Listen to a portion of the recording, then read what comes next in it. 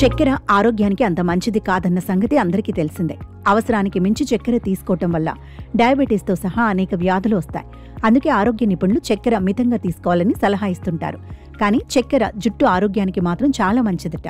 అవును, షాంపూలో కొద్దిగా చక్కెర వేసి తలస్నానం చేయటం వల్ల జుట్టు మూలాల నుంచి శుభ్రమవుతుందని, జుట్టు మెరుపును పెంచుతుందని, ఆరోగ్యంగా ఉంచుతుందని నిపుణులు చెబుతున్నారు.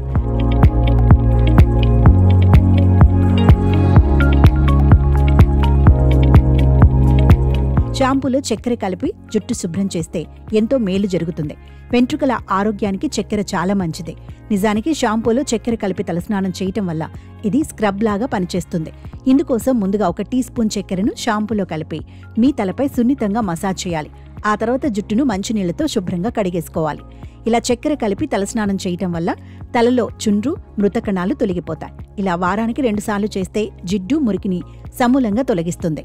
కేవలం చక్కెర మాత్రమే కాక తేనె కూడా వాడవచ్చు. తేనెలో యాంటీబ్యాక్టీరియల్, యాంటీ ఫంగల్ గుణాలు ఎక్కువగా ఉంటాయి. ఇవి చుండ్రును తగ్గించడమే కాకుండా జుట్టుకు పోషణను అందిస్తాయి. అవి పొడిబారి తెగిపోకుండా కాపాడతాయి. కేశాలు రాలడాన్ని కూడా అరికడతాయి.